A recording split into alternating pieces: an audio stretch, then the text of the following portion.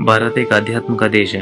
भारत के उत्तर प्रदेश राज्य में स्थित वृंदावन, वृंदा जिसका अर्थ है तुलसी का वन, यहाँ स्थित राधा वल्लभ मंदिर है जहाँ पूजे जाते हैं राधा कृष्ण जी एक ही स्वरूप में। श्री राधा वल्लभ लाल जी का मंदिर वृंदावन के अति प्राचीन मंदिरों में से एक है। कहा जाता है सन 1584 में श्री वनचंद्र महाप्रभु और अब्दुल रहीम खान के दीवान सुंदरदास जी ने इसका निर्माण कराया था।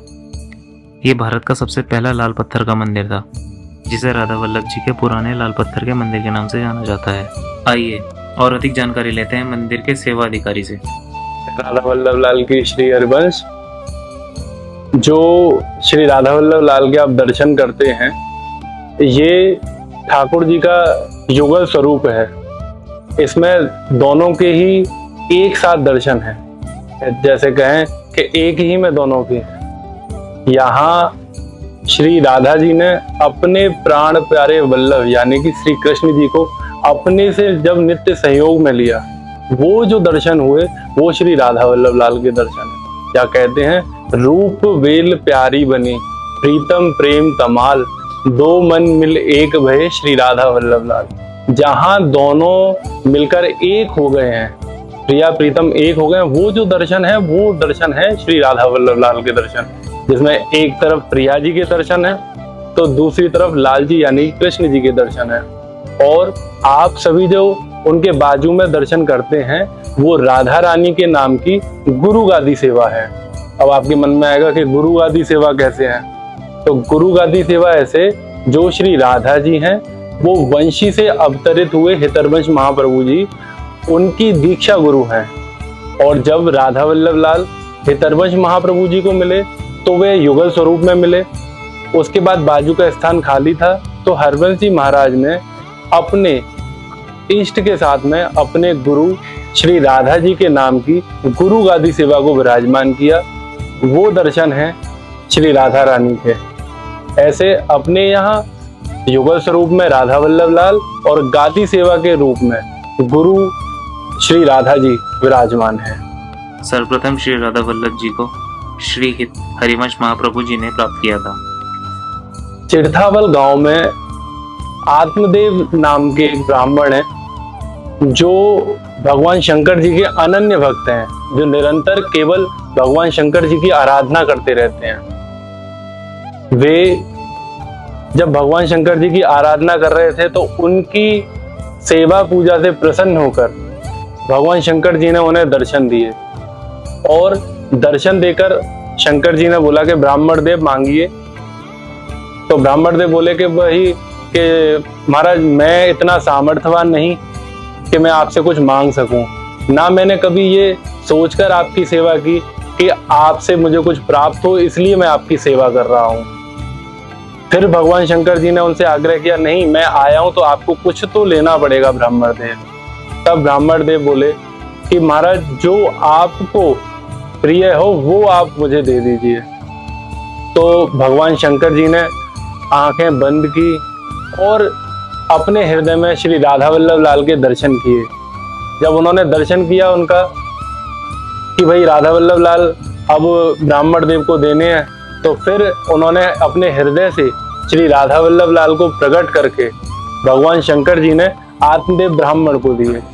अब आत्मदेव ब्राह्मण कहने लगे, महाराज, आपकी सेवा पूजा करना तो बड़ा आसान है, मैं इतने बड़े श्री विग्रह की सेवा कैसे करूंगा, ये तो मेरी सामर्थ्य से बाहर है। तब भगवान शंकर जी ने उन्हें बोला कि वंशी से अवतरित हितरवंश महाप्रभु जी आएंगे, वे आपसे ये श्री विग्रह ले जाएंगे। तो और ब्राह्मण ने बोला, महाराज, मेरी कन्या है।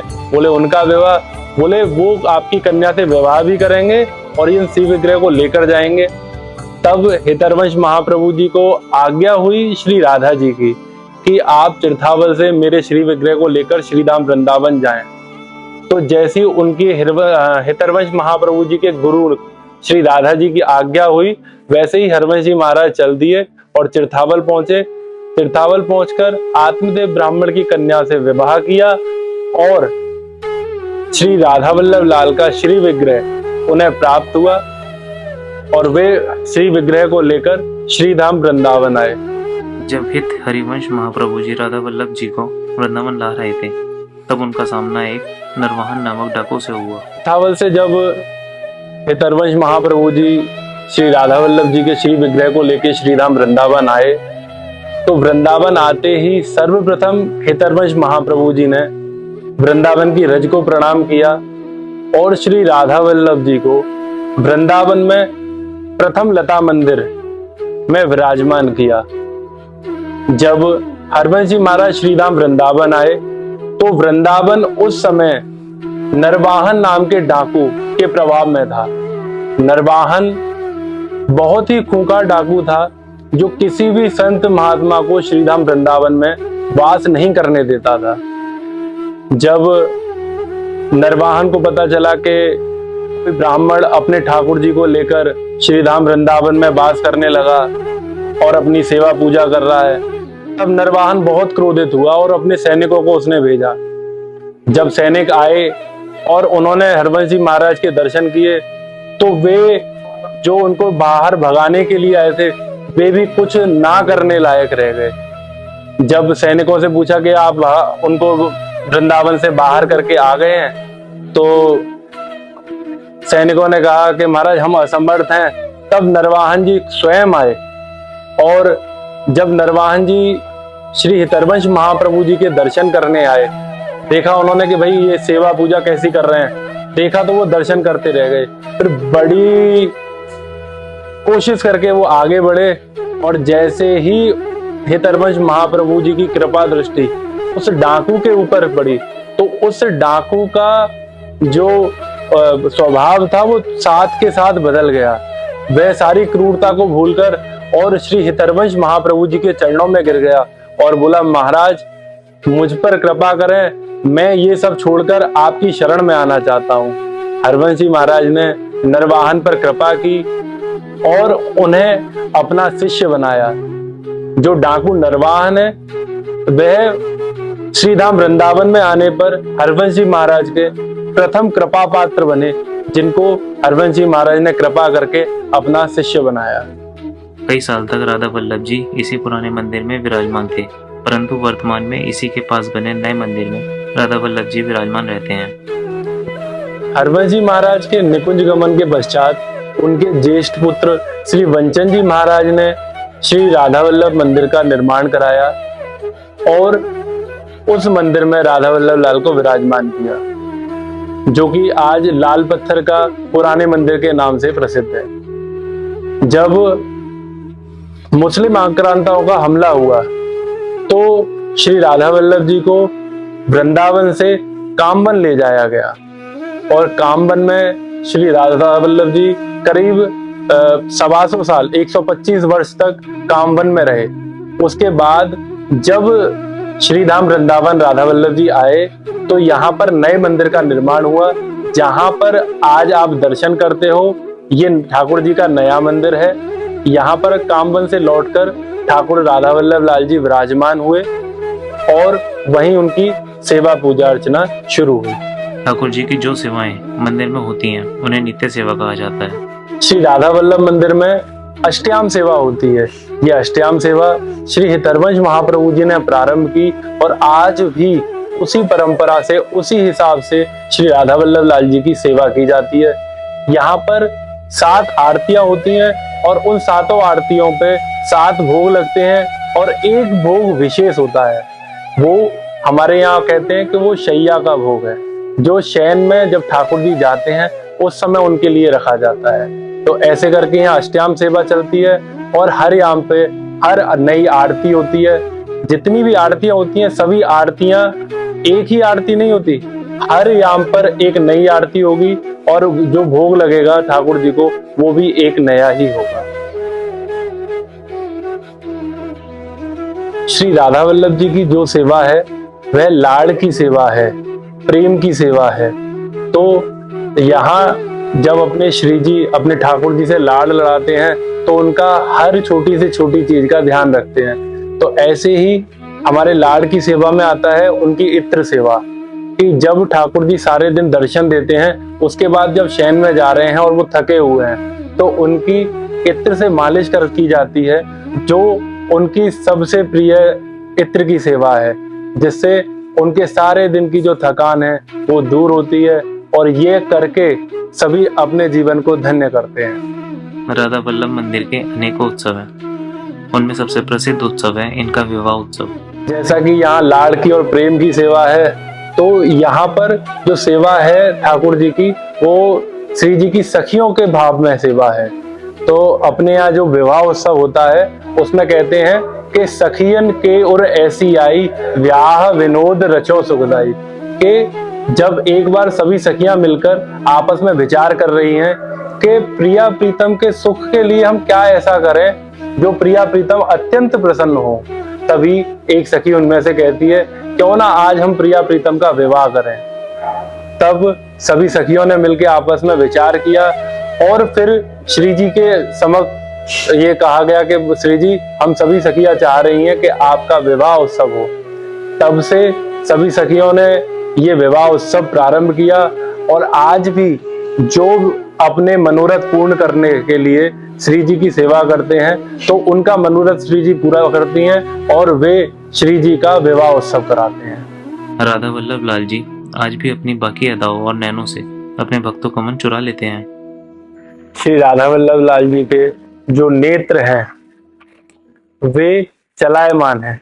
आप मंदिर के किसी भी प्रांगण से खड़े होकर दर्शन करेंगे तो आपको ऐसा प्रतीत होगा श्री राधा वल्लभ लाल जी आपकी ओर ही निहार रहे हैं। उसका तात्पर्य है कि राधा वल्लभ लाल जी जितने भी दर्शनार्थी आ रहे हैं उन सभी पर अपनी कृपा दृष्टि डाल रहे हैं। श्री राधा वल्लभ लाल प्रभु जी को उनकी दूसरी शादी में मिले, इसलिए इनको दहेज का ठाकुर भी कहा जाता है। लोग कहते हैं कि भाई ये दहेज के ठाकुर, क्योंकि उन्हें उनके विवाह के उपरांत ये ठाकुर जी प्राप्त हुए, इसीलिए लोग कहते हैं कि भाई ये ठाकुर जी जो हैं ये दहेज के ठाकुर जी हैं। सर्दियों में राधा वल्लभ मंदिर में खिचड़ी का उत्सव मनाया जाता है, जो प्रसादी की खिचड़ी बहुत ही स्वादिष्ट होती है। उत्सव में एक विशेष उत्सव होता है जिसे बोलते हैं खिचड़ी उत्सव। खिचड़ी उत्सव जो है वह सर्दी के समय श्री जी को जब सर्दी से बचाना है कि भाई हमारी श्री जी को सर्दी व्यापेगी, वो सर्दी से बचाने के लिए ये खिचड़ी उत्सव हमारे यहाँ के कमल नयन गोस्वामी जी ने प्रारंभ किया। और उसमें विशेष रहा कि जितने भी गरम मेवे हैं, गरम मसाले हैं, उन सभी से युक्त खिचड़ी तैयार की जाती है और वो श्री जी को निवेदन की जाती है।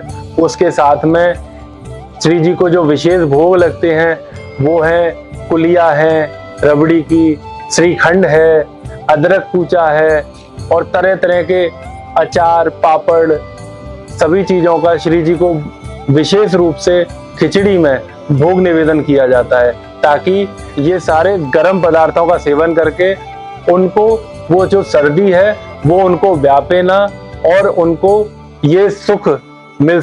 राधा वल्लभ मंदिर में कोई भी सेवा अधिकारी किसी का नाम लेकर नहीं पुकारते, बल्कि जय जय करके पुकारते हैं। राधा वल्लभ संप्रदाय में अपने आचार्य गुरुओं का नाम नहीं लिया जाता, इसीलिए आप जब यहाँ दर्शन करने आएंगे तो आप सुनेंगे कि सभी लोग यहाँ के जो आचार्य स्वरूप हैं सभी को यहाँ जय जय करके बोलते हैं। क्यों? क्योंकि यहाँ आचार्यों का, गुरुओं का नाम नहीं लिया जाता, यहाँ उनको जय जय बोलकर संबोधित किया जाता है। जब सेवा अधिकारी प्रभु की सेवा करते हैं तो अपरस का विशेष ध्यान रखते हैं। राधा वल्लभ मंदिर में जो सेवा है वो सेवा अपरस की सेवा होती है, जहां पर किसी का भी अपरस यानी कि किसी का भी स्पर्श ना हो। आपने स्नान किया और सीधा आप श्री जी की सेवा में प्रवेश कर गए। अगर आप किसी से स्पर्श आपको किसी ने गलती से कर दिया तो आपने फिर से स्नान करना है और उसके बाद आप फिर सेवा में जाएंगे।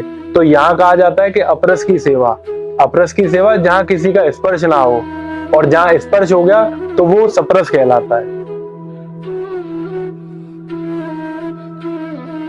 तो हित निष्काम मति श्री वृंदावन विश्राम, श्री राधा वल्लभ लाल को हृदय ध्यान मुख नाम।